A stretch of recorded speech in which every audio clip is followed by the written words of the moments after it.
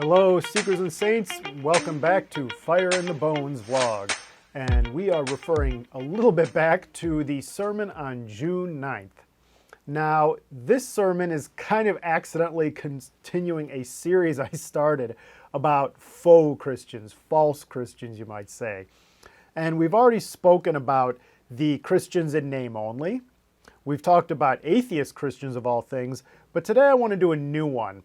The ones I call the tag-alongs, or you might also call bandwagon if you prefer.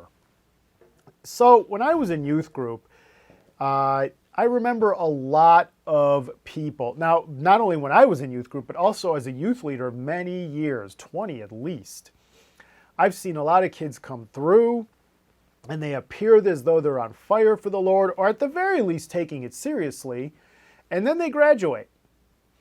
And then they disappear. Maybe right away, maybe not. But it's not uncommon every year around graduation for a youth pastor in either this church or another church to bring up the fact that statistically, after a lot of students leave high school, they just disappear from the faith. Before that, though, they were tag-alongs. As soon as they were cut off from their parents or friend group, or whoever they were tagging along with, their true color shows. Now, I want to make it clear here that I'm not condemning these people. I'm not saying they're bad. I'm just saying, are they really Christian?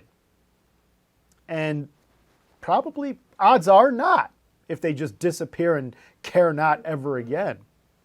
So, Paul talks about a lot in the passage we read, chapter 3, verses 17 through 21. Paul talks about influencers, people who are good influences and bad influences, or what Shane talked about as anti-influencers. And the thing about a tag-along Christian is they can be brought along with any kind of influencer. It doesn't matter who they are, positive or negative. But I want to focus on the influenced here, the tag-alongs, the people that maybe they have a good influence, but they just nod along, and as I said, the moment they're cut loose, they go. These are the people, the students or adults who pray, they serve, they come regularly. Heck, they might even go on a few mission trips, but it doesn't go further than that, and when, again, given the opportunity, they leave. And there are two kinds of tag-alongs we can talk about here. The good, these are the people who do it because that's what we do. I once heard a person tell me, in the South, we go to church because that's what you do. And I remember hearing an older person tell me the same. When I was young, you went to church, that's what you did.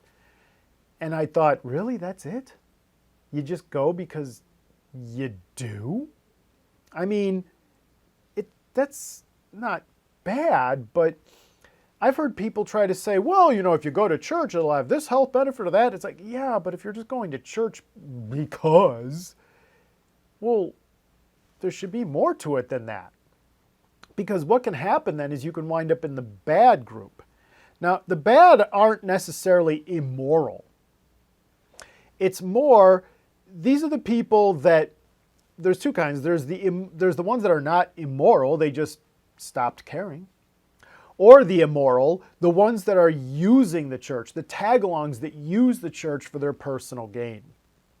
Paul talks a lot about those, and so does Shane. Shane mentions them a good deal. So go back to the sermon to hear about them, the anti-influencers, that they are using the gospel to fill their stomach, as Paul would say. Remember the verse, Matthew 7:21. Matthew 7:21, excuse me.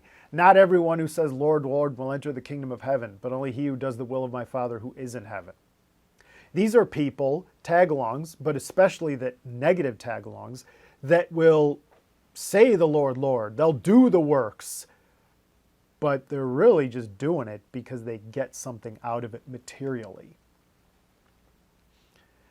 So, how do you know if you're a tag-along? Jeff Foxworthy used to have you might be a redneck if. You might be a tag-along Christian if. Well, do you actually believe in the gospel? Really question yourself. Sit down and say to yourself, I've been hearing this my whole life, or I've been reading the Bible, and every time I do, it just doesn't impact me. do I really believe this? Take big stock of that.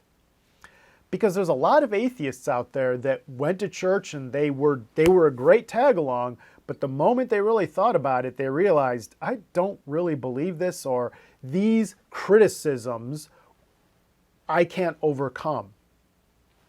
And they stop being Christian, or they just walk from the church. Another way to know if you're a tag-along, is, are your influences people who can make you do things? And what I mean by that is, are you doing it because someone else is making you? Parents, family, whomever. You know, the stereotype is in the South, you go because grandma wants you to go. Well, if your answer is yes, go back to the first question. Do you really believe this, or are you doing it because Meemaw makes me do it? Because I guarantee you, the moment Meemaw is with Jesus in heaven, you're out the door. That back door, bye-bye. Funeral's done, bye. Number 3 way to know you're a tag-along. What happens when strife comes? When strife pushes you away, or material gain is more important, when going to church, I would rather sacrifice the gospel so I could fill my bank account, you might be a tag-along. And the final one is, remember the ways of knowing from Christ last week. Remember how the Spirit. Do you understand Scripture? Do you consume it and apply it? Do you manifest a spiritual gift? Do you feel bad for your sin? Are those happening? Can you find evidence of that in your life?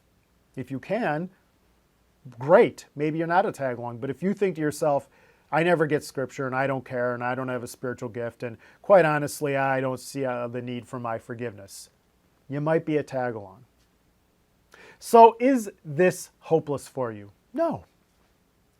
If you think you're a tag-along, and that verse, not everyone who says, Lord, Lord, Lord, Lord, will enter the kingdom of heaven, there's still hope. It comes down to Joel 2:13. Rend your heart and not your garments. Return to the Lord your God, for he is faithful and compassionate. Romans 10:13, Joel 2:32. Those two verses say everyone who calls in the name of the Lord will be saved. You can still turn it around. As long as you draw breath, it's still not too late to turn that around. You can still make that commitment. So here's the conclusion of the matter. Are you tagging along with Christ, or are you following Christ? That's all for today. Thank you for coming by, and I'll see you next time on Fire in the Bones.